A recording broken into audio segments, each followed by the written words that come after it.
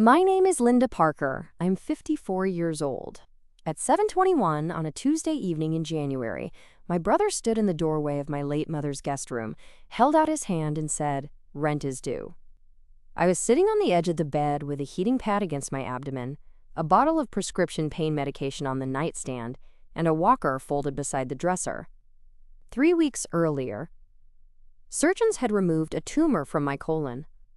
2 weeks earlier, my mother's house had become the place I could recover because my own apartment had stairs, no elevator, and a bathroom too narrow for the walker. My mother had been dead for 6 months. Her guest room still smelled faintly of lavender detergent and the cedar sachets she used to tuck into dresser drawers. The quilt on the bed was the blue and white one she made during the winter my father died. Her framed watercolor of the old church on Willow Street hung above the desk. A ceramic lamp shaped like a magnolia tree glowed in the corner. And there stood my brother Russell Parker, wearing his work boots on Mom's clean carpet, asking me for rent to sleep in the room where she used to fold baby blankets for church drives. I looked at his outstretched hand. What? Russell leaned against the doorframe and smiled the way men smile when they think cruelty sounds like practicality. Rent. You've been here 11 days, Linda. Utilities aren't free. Food isn't free. Heat isn't free. You can't just move into Mom's house and expect everyone else to carry you. Everyone else. There was no everyone else. There was Russell, his wife Brenda, their 23-year-old son Kyle, who slept until noon in the upstairs room, and me.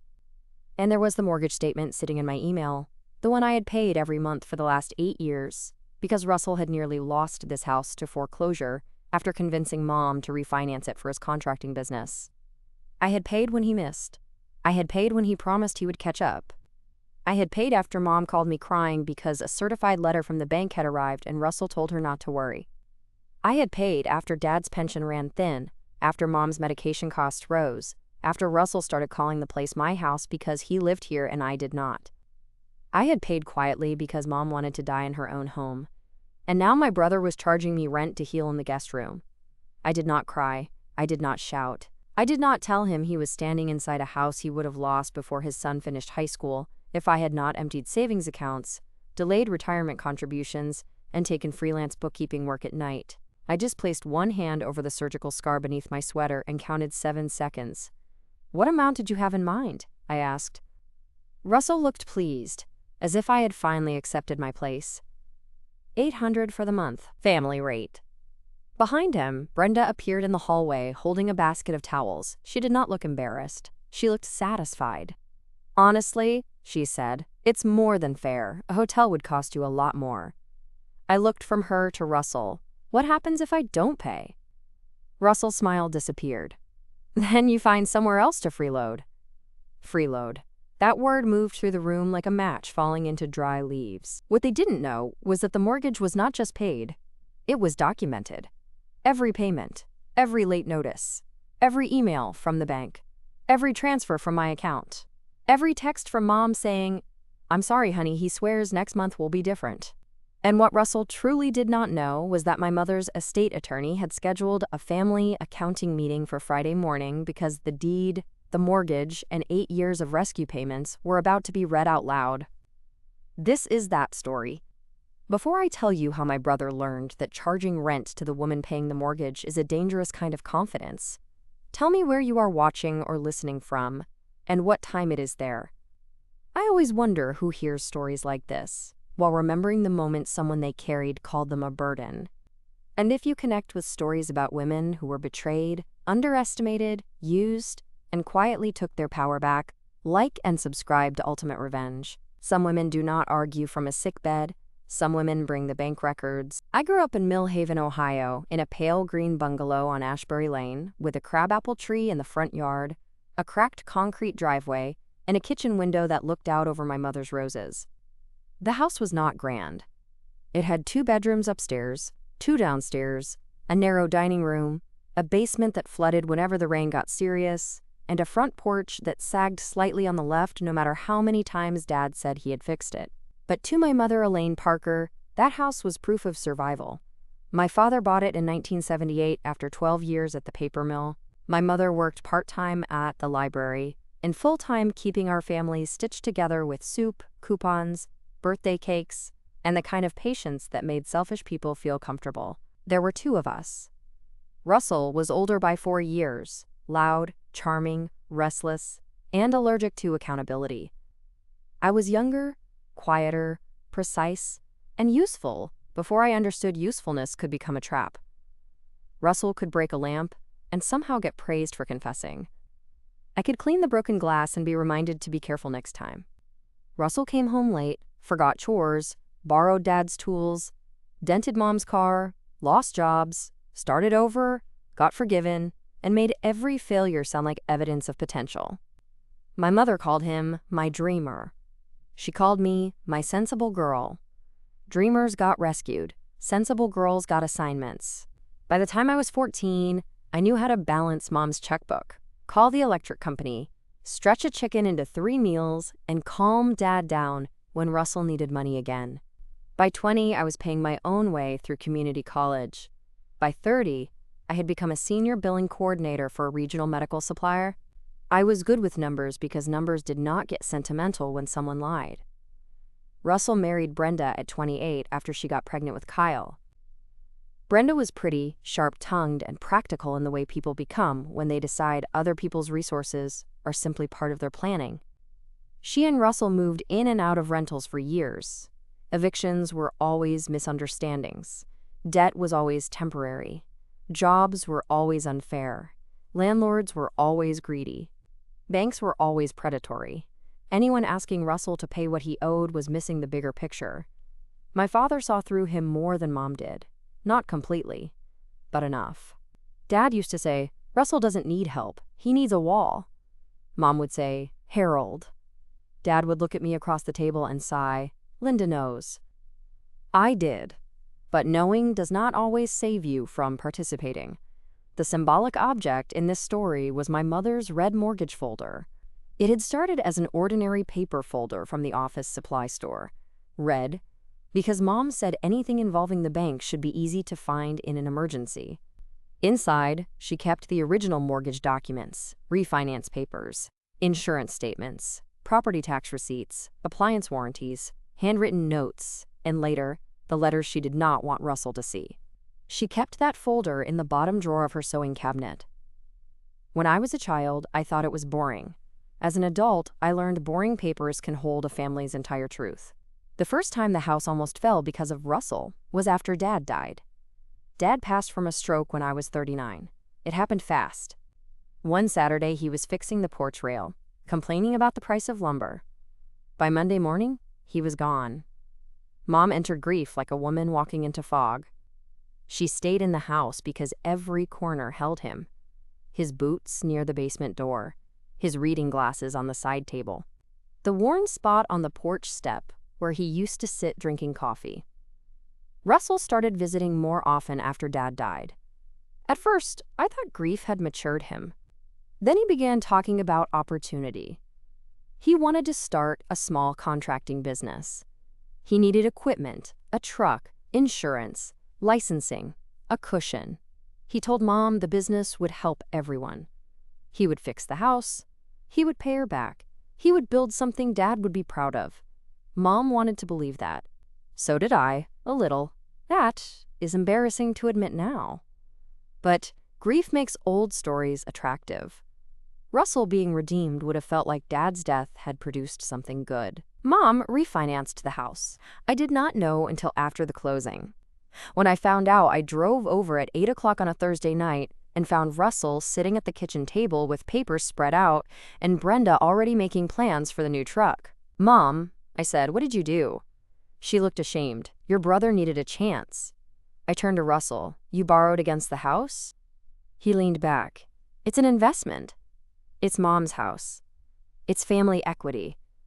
That phrase nearly made me laugh. Family equity. A beautiful way to say my mother's walls were now collateral for Russell's latest reinvention. The business lasted 14 months. The truck was repossessed after 20. The mortgage stayed. For the first few years, Mom managed. Dad had left a small pension. She had Social Security. Russell promised monthly help and occasionally delivered enough to keep her hoping. I covered groceries sometimes, prescriptions, a water heater, property tax shortage, Nothing dramatic enough to name. Then, 8 years before she died, the certified letter came. Mom called me at 6:17 in the morning. "Linda," she whispered, "I think I did something wrong." I was getting ready for work. What happened? A letter came from the bank. I drove over before work and found her at the kitchen table in her robe, the red mortgage folder open, her hands trembling over a foreclosure warning notice. The loan was 4 months behind. Russell had been intercepting reminders. He told Mom he was handling the bank. He was not. The amount needed to cure the default was $9.740. I sat at the table where we had eaten every Thanksgiving and felt something inside me go cold. Mom cried, "I can't leave this house, Linda." I looked out the kitchen window at her roses. "I know. I should have listened to your father. I know. I don't know what to do." I did. That was the problem. I always did. I called the bank. I requested a reinstatement quote. I took 2 days off work, moved money from my emergency fund, borrowed against a small certificate of deposit, and paid the default. Then I called Russell. He arrived that evening angry before I even spoke. "Why did you go behind my back with the bank?" I stared at him. "Because foreclosure notices are usually time-sensitive. I told Mom I had it handled." "You lied." His face flushed. "I was waiting on a payment from a client." "Russell." "What?" "You don't have clients. You have excuses with invoices attached." He stood up. Mom whispered, "Please don't fight." And just like that, I became the problem. Not the refinance, not the missed payments, not Russell intercepting bank letters. My tone. After that, I made a decision that looked compassionate and became a cage. I told Mom I would pay the mortgage directly. "Not forever," I said. "Just until things stabilized." The payment was $1,312 a month, sometimes more when escrow changed. I set up automatic payments from my account because I could not bear the idea of Mom opening another foreclosure letter. Russell was supposed to reimburse part of it once he got steady work. He rarely did. Brenda said they had Kyle's needs. Mom said she would pay me back when she could. She never could. I told myself I was paying for peace. Peace is very expensive when purchased from dishonest people. For 8 years, I paid. I paid through job changes, health insurance increases, car repairs, and dental work I postponed. Because molars can wait, but banks do not. I paid while Russell lived in the house with Mom after Brenda said their rent was destroying them. I paid while they took the upstairs bedroom and turned Dad's old den into Kyle's gaming room. I paid while Brenda complained that Mom's furniture made the place feel dated. I paid while visiting every Saturday to take Mom to appointments, organize pills, clean the refrigerator, and sort mail Russell had stacked on the sideboard. And because I paid quietly, they rewrote reality out loud. Russell began saying he had, quote, taken over the house. Brenda told neighbors they were, quote, caring for Elaine full time, though Mom once whispered to me that Brenda had not made her lunch in 3 days because she was on a juice cleanse. Kyle told friends the house would be his someday because Dad basically owns it. I corrected Russell once at Easter dinner. He had said, "When this place is mine, I'm knocking out that wall." I said, "The house still belongs to Mom." Brenda smiled. "Well, morally, Russell has kept it going." I looked at her. "Has he?" Mom's fork paused halfway to her mouth. Russell's eyes warned me not to continue. I continued anyway. Because the bank might define keeping it going differently. The room went silent. Afterward, Mom pulled me into the pantry. "Linda, please. Your brother is embarrassed." "He should be. He lives here. I need things peaceful. And I pay here. I need things honest." She cried then. That always ended it. I softened. I hugged her. I went home. The mortgage kept drafting. The second major sacrifice was my retirement account. 3 years before Mom died, the roof needed partial replacement. A storm had peeled shingles near the back, and water stains appeared in the upstairs hallway. Insurance covered some, not enough. Russell said he could get a buddy to do it cheap. I said no because the last buddy had installed a bathroom fan that vented into the attic. The bill was $11, $600 after insurance. I paid $8,000 from my retirement savings. Russell paid nothing. Brenda bought new patio furniture the following month because she said outdoor spaces improved mental health. The third sacrifice was time. When Mom's heart failure worsened, I became the appointment calendar. Cardiologist, pulmonologist, primary care, pharmacy, blood work, physical therapy. I used vacation days, sick days, unpaid days, and lunch breaks. Russell lived upstairs, but somehow never knew when the appointments were. Brenda said medical buildings gave her anxiety. Kyle said he had class, though often he did not. Mom knew. She saw more than she admitted. One afternoon, after a cardiology appointment, we sat in my car outside the pharmacy. She looked small in the passenger seat, white hair tucked under a knit hat, oxygen tube resting against her cheek. "I ruined things with that refinance," she said. I kept my eyes on the steering wheel. "You were trying to help your son." "I was trying to believe your brother would become the man I kept telling people he was." That sentence stunned me. She turned toward me. "I know you pay the mortgage." "I know you know." "I know he doesn't." I swallowed. "Mom." She placed one hand over mine. "I changed my will." I closed my eyes. I did not want that sentence. "Please don't. The house will be sold after I die, unless you want it. First, the mortgage balance and your documented payments come out. Then whatever remains can be divided." Russell will explode. Russell has been exploding his whole life. We have all been calling it weather.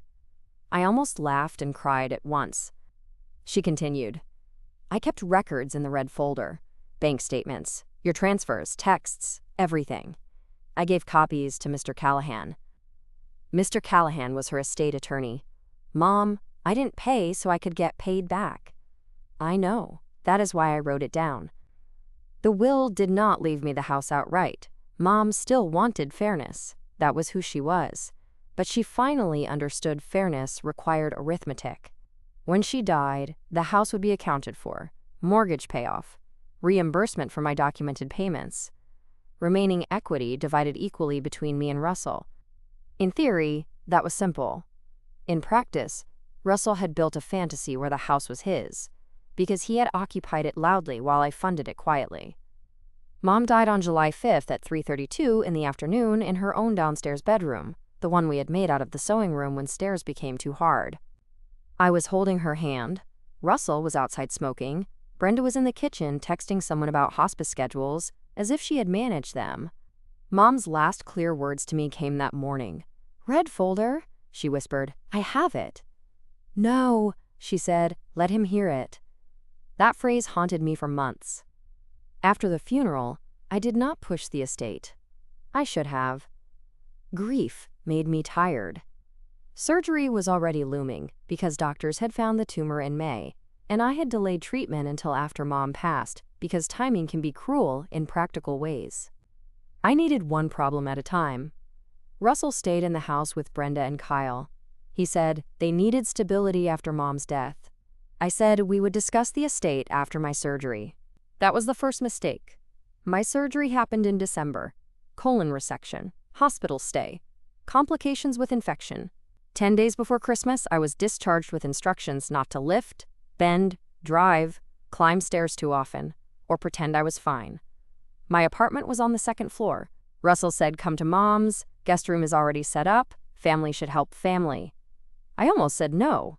Then I thought about Mom's bed, the downstairs bathroom, the flat entry, and the fact that my body felt like paper stitched together, so I moved into the guest room temporarily. For the first week, Russell was kind enough to make me doubt my memory. He brought tea. Brenda made soup once. Kyle carried my bag from the car. Russell told me not to worry about anything. Then, the old pattern returned. Brenda complained that my medication alarm woke her during her morning meditation. Kyle asked if I could use headphones while watching television, because he gamed in the next room. Russell left dishes in the sink and said he was too busy to shop. I ordered groceries. I paid for them. On the 11th day, Russell appeared in the doorway and asked for rent. $800, family rate. That was the breaking point. Not because of the amount, because of the word freeloader. I looked at him and said, "Put the request in writing." He frowned. "What?" "If you want rent, put the amount, due date, and reason in writing." Brenda laughed from the hall. "Oh my God, Linda, everything with you is paperwork." I looked at her. "Not everything, just things people lie about later." Her smile disappeared. Russell's face darkened. "You think you can talk like that while staying in my house?" There it was, my house. I reached for the nightstand, picked up my phone, and opened my email. Russell, this month's mortgage draft cleared yesterday. He rolled his eyes. Mom's estate pays that. No, I said. I do. He scoffed. Right. I turned the phone toward him. Payment confirmation, $1, 487.23, from Linda Parker Checking to North Valley Mortgage. He stared at it for 3 seconds, then looked away. That doesn't mean what you think it means. I almost smiled. It means exactly what the bank thinks it means. Brenda stepped into the room. You're unbelievable. You're really going to wave money around while recovering in our guest room? I set the phone down. Your guest room? She crossed her arms. Linda, nobody forced you to come here. No, I said, but everyone apparently forgot why this house is still here. Russell's face flushed. Get out! The room went quiet. Even Brenda looked surprised, though not sorry. I looked at him. I just had surgery. Then call a nurse. Or a hotel, or one of your church friends. I'm done being disrespected in my own home. My own home? Again! I said, I'll leave after the meeting Friday. What meeting? The estate accounting. His eyes narrowed. What accounting? I leaned back carefully against the pillows. The one Mr. Callahan scheduled with the mortgage records. For the first time, Russell looked afraid. He hit it quickly. You're trying to steal the house. No, I said. I've been paying for it. He left without another word. That night, I called Mr. Callahan from the guest room with the door locked. He was 71, formal, and had represented my mother for 15 years. His office smelled like leather chairs and old coffee. His voice on the phone was steady. Linda, are you safe in the house? Yes. Do you need alternate accommodation? Probably. I can arrange a medical recovery suite through the short-term care facility we discussed. I don't want that. I understand, but I am asking what you need, not what you want to endure. That sentence almost undid me. What I needed. I had not asked myself in years. I need through Friday, I said. Then we meet Friday. Will he know? He received notice last week. Whether he read it is not within your control. There it was. The family curse and cure in one sentence. Not within your control. Friday morning arrived cold and bright. I dressed slowly. Every movement careful. Navy pants. Soft gray sweater. Flat shoes. No makeup except lipstick. Because my mother believed red lipstick made people underestimate your pain less. I placed my medication bag in my purse, folded the walker open, and made my way to the dining room at 9:58. Russell was already there, pacing. Brenda sat at the table with a notebook, probably ready to list what she thought they were owed. Kyle leaned against the doorway, scrolling his phone. Mr. Callahan arrived at 10 exactly, carrying a leather briefcase and the red mortgage folder. The sight of that folder changed the air. Russell stopped pacing. Why do you have Mom's private papers? Mr. Callahan set the folder on the table. Because Elaine Parker gave them to me. Brenda said, this is ridiculous. Linda is turning grief into a lawsuit. Mr. Callahan looked at her. Mrs. Parker, this isn't estate accounting. She flushed because, legally, she was not Mrs. Parker in any relevant sense. Russell's wife, yes. Estate beneficiary, no. We sat, I lowered myself into the chair slowly. Pain pulled across my abdomen. Nobody offered help. Mr. Callahan noticed. He waited until I was settled before beginning. Elaine Parker's will provides that upon her death, the residence at 112 Ashbury Lane may be sold, transferred, or otherwise resolved between her children. However, before any division of equity, the estate is required to account for the outstanding mortgage, property expenses, and documented payments made by Linda Parker to preserve the property. Russell slammed his hand on the table. No. Mr. Callahan looked up. Excuse me? No, Mom would not do that. I spoke quietly. Mom did do that. Russell turned on me. You manipulated her. I looked at the red folder. No, I paid her bank. Brenda leaned forward. You paid because you wanted control. I looked at her. I paid because your husband stopped. Kyle finally looked up from his phone. Dad? Russell snapped. Stay out of this. Mr. Callahan opened the red folder. I will proceed. He removed the first sheet. In March, 8 years ago, the loan was 4 months delinquent. Reinstatement amount, $9. $740, paid by Linda Parker. The room went still. Brenda's pen stopped moving. Mr. Callahan continued. Following reinstatement, recurring monthly mortgage payments were made by Linda Parker from April of that year through January of this year, with limited exceptions where partial reimbursements were received from Elaine Parker's pension account. Total direct mortgage payments by Linda Parker, $139, 682.16. Kyle whispered, "What?" Russell stared at the table. Mr. Callahan turned another page. Property tax shortages paid by Linda Parker, $11, 420. Homeowners insurance shortfalls and escrow adjustments, $8, 906. Roof replacement contribution, $8,000. Emergency plumbing repairs, $2, 375. Accessibility modifications for Elaine Parker's downstairs bedroom and bathroom, $6, 840. Brenda's face had gone pale. Mr. Callahan looked over his glasses. Total documented payments by Linda Parker toward preservation of 112 Ashbury Lane, $177, 223.16. No one spoke. The old refrigerator hummed in the kitchen. A car passed outside. Somewhere upstairs, the house creaked as if Mom had shifted in her chair. Russell finally said, "That can't be right." Mr. Callahan slid copies across the table. Bank statements, mortgage confirmations, transfer records, canceled checks, receipts, and Elaine Parker's handwritten notes. Brenda picked up one page, then another. Her eyes moved quickly, searching for a hole. There was none. Mr. Callahan removed a handwritten letter. Elaine also instructed me to read this if Russell disputed the accounting. Russell closed his eyes. I looked at the table. Mr. Callahan read, "My children, if this letter is being read, then the truth has become necessary. Russell, I loved you. I loved you enough to make excuses far too long. Linda paid the mortgage on this house because I was afraid to lose it and because you kept promising to do what you did not do. Brenda, you lived in a house preserved by your sister-in-law while speaking as though she were a guest. Kyle, none of this is your fault, but you should know who kept the roof over your head. Linda did not ask me to write this. She did not ask for repayment. That is why I have required the accounting." My throat closed. Mr. Callahan continued. "If there is equity after the mortgage and Linda's documented payments are addressed, divide it according to the will. But do not call fairness greed, simply because the numbers are inconvenient."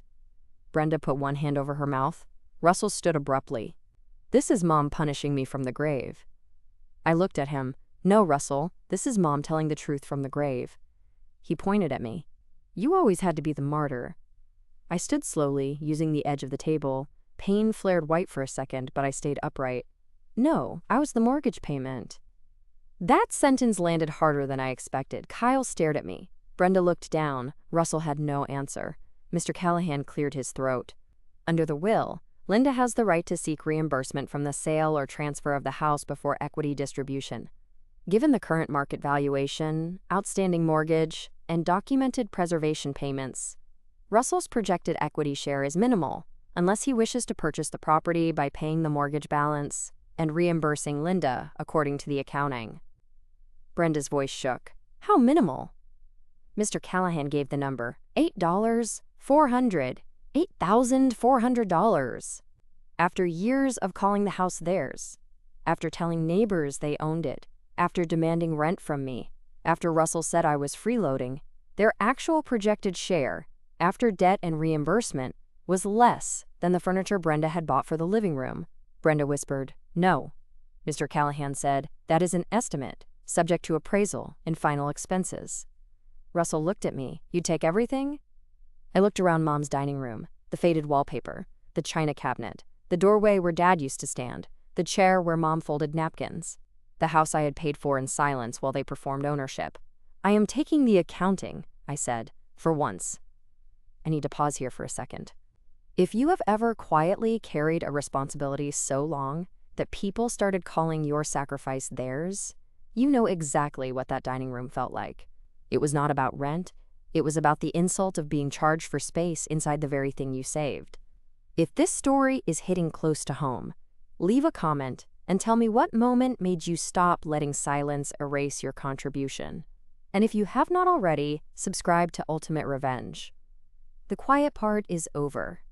The aftermath began immediately. Brenda cried first. Not gentle tears. Angry ones. "This is going to ruin us," she said. I looked at her. "No, this explains you." Russell told Mr. Callahan he wanted his own lawyer. Mr. Callahan said that was his right. Kyle walked out through the back door and sat on the porch steps for 20 minutes. I wanted to comfort him, but I was done absorbing consequences before they reached the people who created them.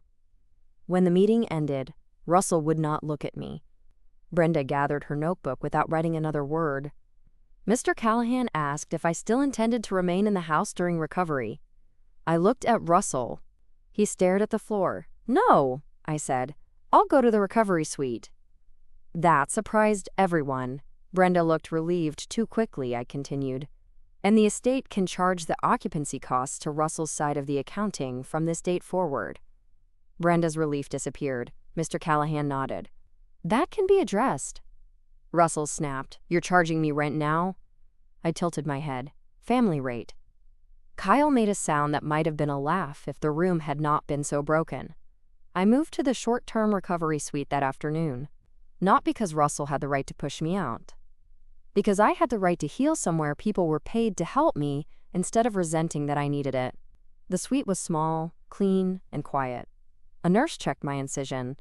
A physical therapist helped me walk the hallway. Meals arrived on trays. No one asked me to pay the mortgage before handing me soup. On the second night, Kyle came to visit. Alone. He stood awkwardly near the door holding a grocery bag. "Dad doesn't know I'm here," he said. I smiled faintly. "That makes two of us." He held out the bag. "I brought those crackers you like. Grandma used to buy them." My throat tightened. "Thank you." He sat in the chair by the window and stared at his hands. "I didn't know," he said. "I know. I really didn't know. Dad always said he was handling the house." "I know." He looked up. "Why didn't you tell me?" I considered giving the easy answer. Because you were young. Because it wasn't your burden. Because your father should have. All true. But not enough. Because I confused silence with kindness, I said. Kyle nodded slowly. "Grandma knew?" "Yes." "Was she mad at Dad?" I looked toward the window, where winter light had gone blue. "She loved him, and she was tired." Kyle wiped one eye with his sleeve. "I'm sorry he called you a freeloader." That apology, from the person least responsible, nearly broke me. "Thank you." The house became the center of legal negotiation for 4 months. Russell hired an attorney who argued that his years of occupancy, minor repairs, and care for Mom should count toward ownership value. Mr. Callahan responded with the mortgage records, payment history, and Mom's notes documenting who provided actual care, transportation, and financial preservation. Minor repairs turned out to mean replacing a closet door, installing shelves badly, and painting the upstairs bathroom a color Mom had described in her notes as unfortunate mustard. Care for Mom was complicated. Russell had lived there, yes. Brenda had occasionally cooked. Kyle had helped with yard work when paid. But doctor visits, medication management, insurance appeals, emergency calls, hospice coordination, and medical equipment had been handled by me. Mom's notes were devastating because she had written them without drama. Linda cardiology appointment, took unpaid half-day. Russell said busy. Brenda complained oxygen machine loud. Linda paid pharmacy, $214. Kyle carried groceries, good boy. Those notes made everyone more human. Not better, human. In April, after appraisal, mortgage payoff calculation, and documented reimbursement, the result was clear. The house could be sold, reimbursing me first and splitting remaining equity, or I could purchase Russell's remaining interest for the calculated amount. $9, $120 after adjustments. Russell was furious. Brenda wanted the money immediately. I bought his share. Not because the house was perfect for me. Because Mom's house deserved one honest owner before anyone decided its value again. At the closing, Russell sat across from me in Mr. Callahan's office. He looked smaller than he had in the guest room doorway. His attorney had clearly told him not to speak much. He signed the transfer documents. I signed mine. Mr. Callahan notarized everything. When it was done, Russell looked at me and said, You got what you wanted. I looked at him. No, I got what I paid for. His face tightened. I continued. What I wanted was a brother who wouldn't charge me rent after surgery. He looked away. That was the closest he came to shame that day. Brenda and Russell moved out in May. The move was not graceful. Brenda complained on social media about quote, being displaced by greed after caregiving. Kyle commented under the post, Mom, stop. Aunt Linda paid the mortgage. The post disappeared within an hour. I sent Kyle a text. Thank you, but you don't have to fight my battles. He replied, Maybe not, but I'm tired of watching people lie. That sentence told me he would be okay. Eventually. After Russell left, I returned to the house. Not immediately. I gave myself 2 weeks after the final move-out because I did not want to enter, while anger was still rearranging furniture in my chest. When I walked in, the house smelled stale. Dust lines marked where Brenda's furniture had been. The guest room bed was stripped. The kitchen cabinets were half empty. Someone had taken Mom's good roasting pan but left 3 broken blenders in the pantry. It was petty enough to be funny. I stood in the dining room and listened. For the first time in years, the house was quiet without being tense. I spent the summer reclaiming it. Slowly, carefully. I repainted the guest room soft yellow because Mom had always wanted that room brighter. I moved the walker into the hall closet when I no longer needed it. I replaced the upstairs carpet. I donated the old gaming desk from Kyle's room after he said he did not want it. I cleaned the basement and found Dad's fishing box behind a stack of holiday bins. I cried over that box for 20 minutes. Then I kept it. I turned Mom's downstairs bedroom back into a sewing room, but I left her blue chair by the window. Some things can change without being erased. In September, I invited Kyle for dinner. Not Russell. Not Brenda. Kyle. He arrived with flowers and an envelope. I said, If that is money, put it away. It's not. Inside was a handwritten note. Aunt Linda, I grew up in a house you paid for and didn't know it. I'm sorry I ever acted like it was just Dad's. Grandma told me once that you were the strongest person in the family, but I think people use that as an excuse to make you carry more. I don't want to be like that. Thank you for keeping us from losing home, even when we didn't deserve how you did it. Love. Kyle. I read it once, then again. Then, I hugged him carefully because my scar still pulled when I moved too fast. That note now sits in the red mortgage folder. Russell did not apologize for a long time. He sent checks occasionally toward a repayment plan. Mr. Callahan arranged separately for unpaid occupancy costs and expenses Mom had documented. Sometimes he missed months. Sometimes he sent angry texts. I stopped responding directly. Everything went through email or Mr. Callahan. Boundaries are not cold. They are insulation.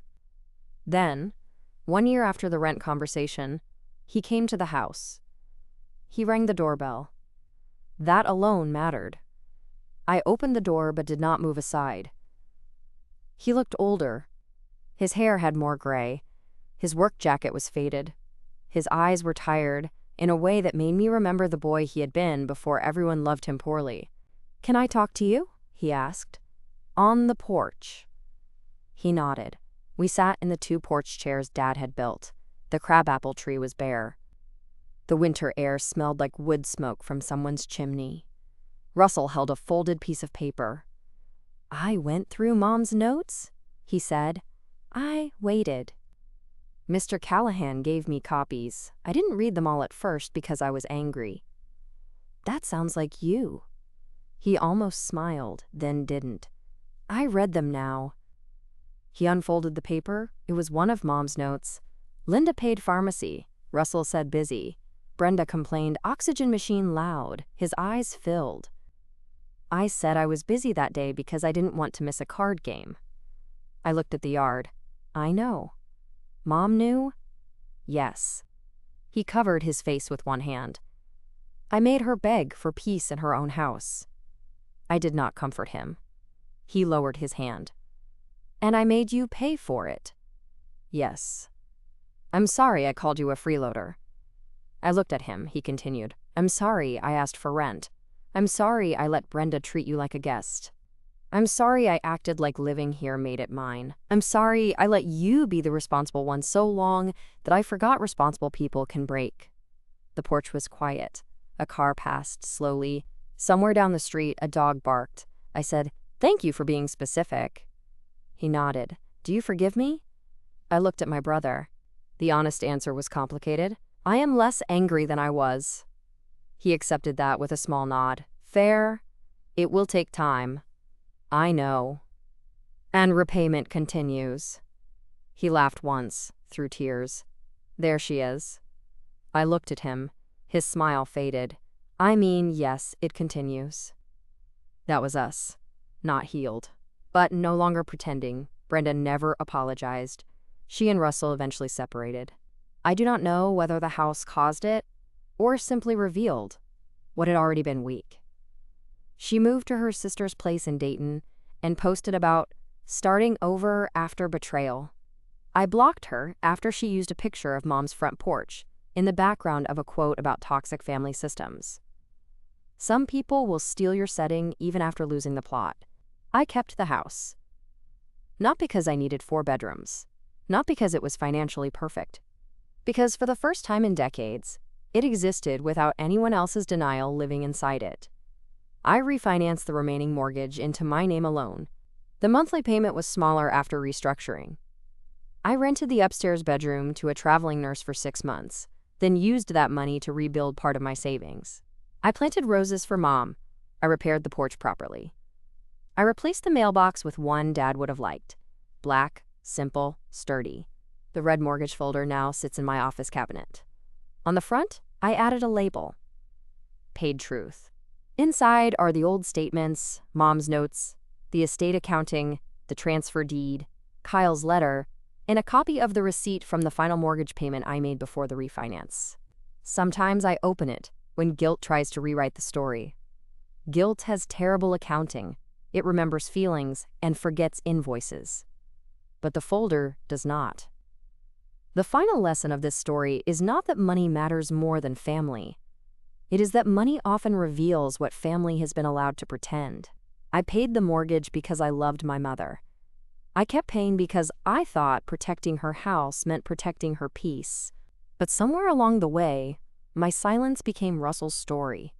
He became the man holding the house together. Brenda became the woman managing the home. Kyle became the child raised under a roof no one told him was being rescued by the aunt downstairs with the checkbook. Then I got sick. And my brother charged me rent to sleep in Mom's guest room. He called me a freeloader in a house my bank account had kept from foreclosure for 8 years. At the reading of the accounts, the truth did not shout. It totaled. And when the numbers finally stood in that dining room, clean and undeniable, I understood something my mother learned too late, and I almost learned too late after her. Being the responsible one does not mean paying forever. Sometimes it means keeping the receipts until responsibility can finally be returned to the people who dropped it. Thank you for staying with me through this story. I know some of you have been the quiet payer, the fixer, the one who steps in before disaster becomes public, only to be called selfish when you finally ask for fairness. If Linda's story reached you, I hope you remembered that love without records can be rewritten by people who benefit from forgetting. Your sacrifice deserves truth. Your recovery deserves peace. Subscribe to Ultimate Revenge for more stories about quiet women, family betrayal, silent comebacks, and the receipts that finally speak. So tell me, if your brother charged you rent to recover from surgery in a house you had secretly saved for years, would you argue from the guest room, or would you wait for the mortgage records to be read?